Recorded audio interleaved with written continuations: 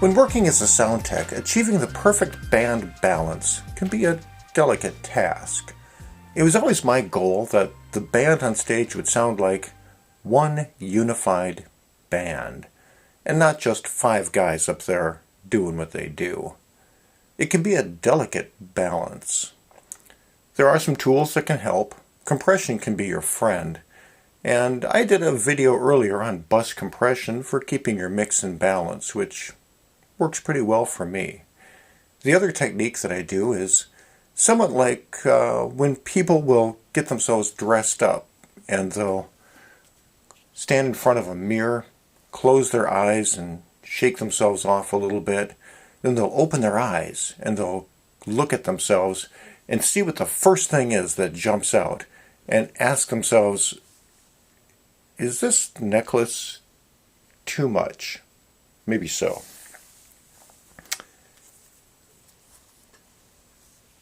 And they start paring down those things that jump out at them when they first look, that are standing up above the rest, and try to get everything in balance.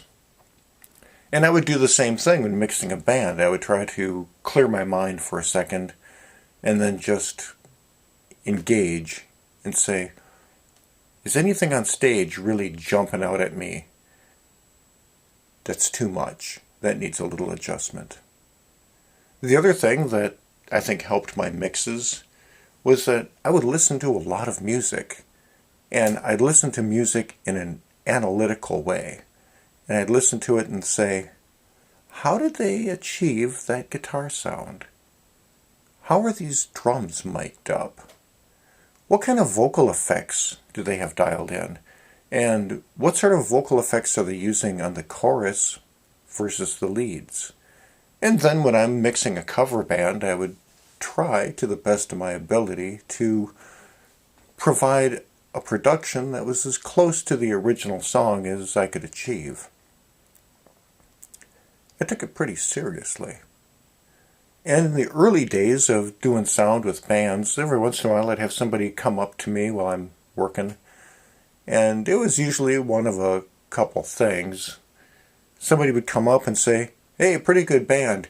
Yeah, you know, my brother, he plays bass, and he was in a band. Well, he stepped in on a few practice sessions with these guys anyway, and he really likes Ibanez guitars. He says they got a good action, and whatever.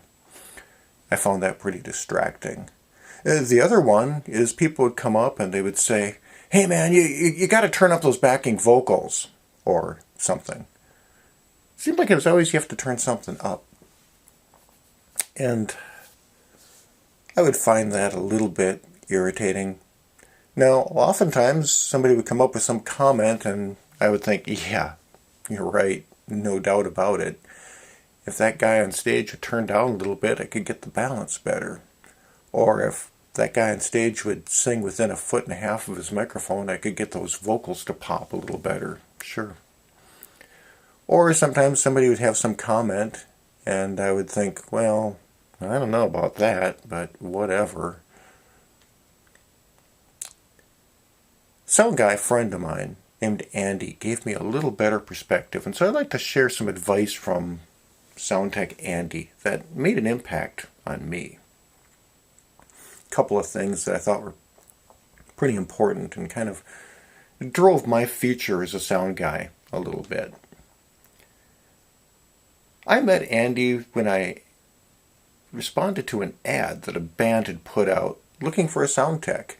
I called in on the ad and talked to the leader of the band, and he says, we've got a great sound engineer, Andy. We love him a lot. Unfortunately, we have a schedule conflict and he can't make some of our shows, so we need to find a replacement.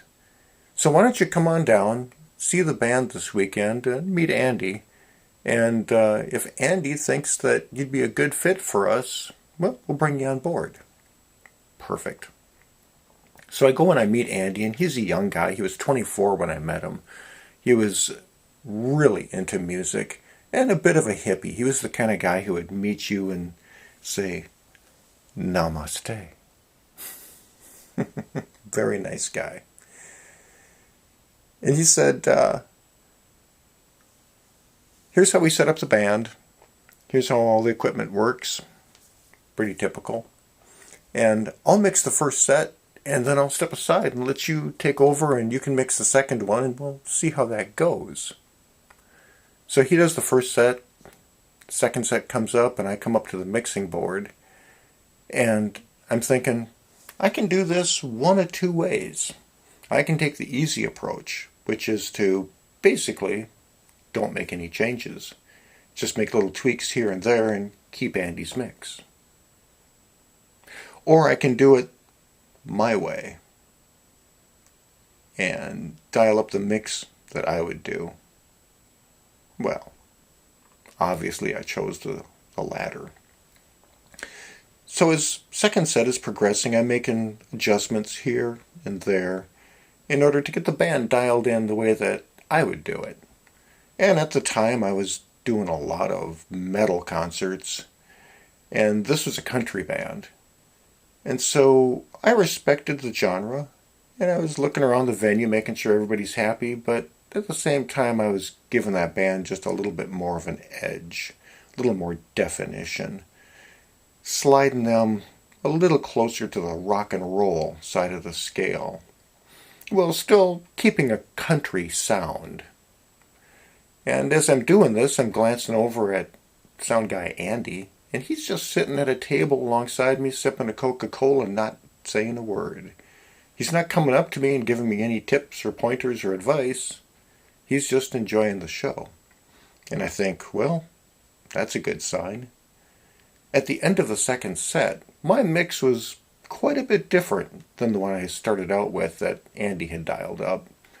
And so I was curious to see what his opinion of that was. So I said, so, Andy, what do you think of the mix? And he replies with, well, Barry, what do you think of the mix? It's my mix. I say, hey, I like it. And he goes, okay. Well, answer me this. You have a particular vision in your mind for the mix you're trying to achieve. And do you feel that you're successful in achieving that vision? Is the equipment responding to you in a way that you can get to the mix that you want? I said, yeah, I'm not having any problems. Everything seems responsive. I think the PA system's working well, and that's what I'm trying to do. And she goes, well then, I would call that a good mix. And I said, okay, but what do you think of it? What's your opinion? And he goes, well, my opinion maybe doesn't matter all that much, because the band mix, you see, is a artistic statement. And being artistic, it's subjective. There isn't really such a thing as a good mix or a bad mix. It's just what you like. And if you're successful at achieving what you like, I'd call that success. I'd call that a good mix. Okay. But, Andy, what do you think of it? Do you like it? And she goes, oh, yeah, I like it a lot. I like what you did there. I think the band sounds great. Well, thanks. That's perfect. Now, of course, you can't say there isn't such a thing as a good or a bad mix. There's limits. The people you're working for have to be happy with the work that you're doing. But within those parameters, there's a fair amount of wiggle room.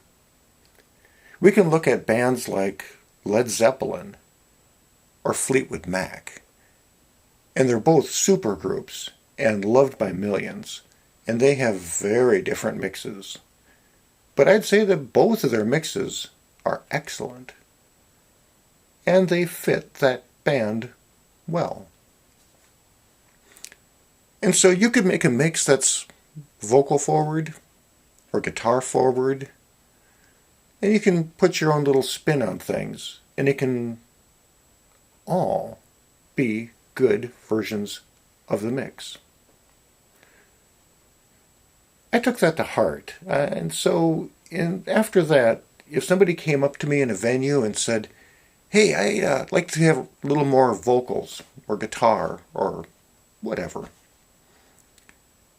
I no longer really took that as an insult about my work.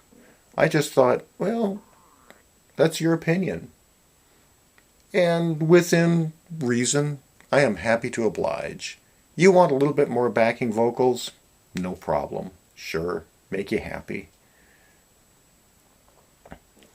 So I thought that was an important lesson, that there is no perfect mix. It's just a matter of, are you able to achieve your vision? Now, of course, you have to satisfy your audience.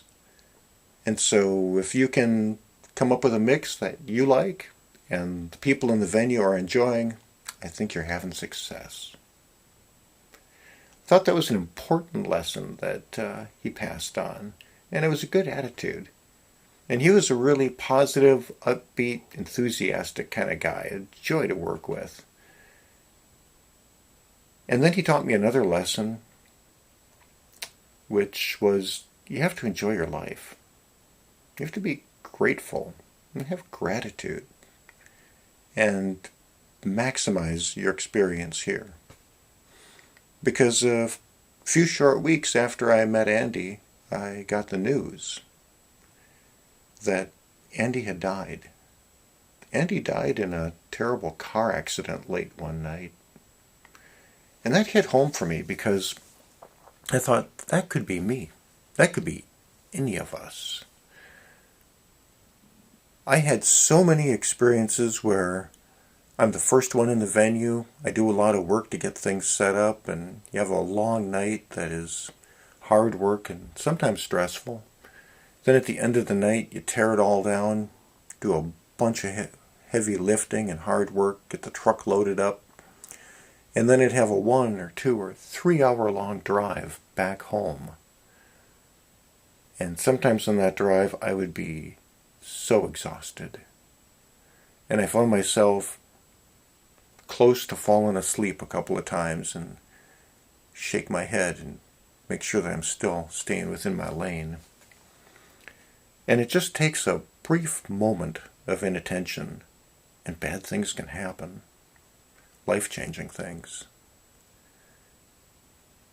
I've also had plenty of episodes where at the end of the evening I'd hang out and party with the band and we'd have a few drinks, and then I'd head home on a long drive. And you got to be careful. You have to make good decisions. A bad decision could be life-altering. And of course, circumstances are often completely outside of our control. You could stop by a convenience store late one night just because you want to pick up something to munch on and find yourself walking into an armed robbery. You never know how things are going to end or when they're going to end. And so I think it's important to enjoy every moment of your life to the best of your ability. And to keep the grander picture in mind as to, yeah, we have conflicts and we have problems and we have issues, but life is good, you know? You can't get yourself mired up in a whole whirlwind of negativity, because that's not a very productive, good way to live your life. And if I got into a big spat with somebody and had a bunch of unfinished business with them and felt pretty terrible about it and then passed away, I think that'd be a really bad note to end on. So Andy's passing made me really reflect upon the value of our time, the value of our lives, and how we have to be careful and be grateful. And so I really took that to heart too. So those are a couple of things that I learned from my acquaintance Andy. He made an impact with me, and I thought maybe it would resonate with you too. So I hope you enjoyed the story, and I hope you enjoy the channel enough to take a moment and reach down and click the subscribe button. Also, be sure to hit that bell icon for notifications so that you're notified when new content drops and you don't miss anything good. These actions help the channel grow, and I appreciate your support. So with that, I'll bid you a farewell till our next time, and I hope to see you again soon on another episode of Sound Advice. Thanks for stopping by and tuning in.